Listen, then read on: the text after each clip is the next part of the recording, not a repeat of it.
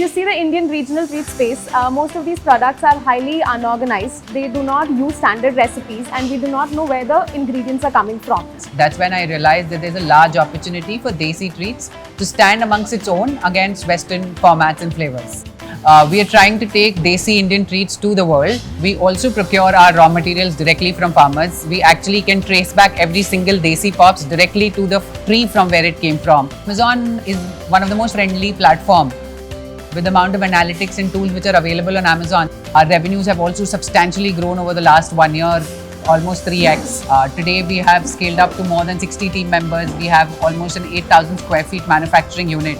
The journey has not only been rewarding for us, but every stakeholder who has been involved in this past 4 years. We work with 180 women, and all of these women come from very underprivileged backgrounds.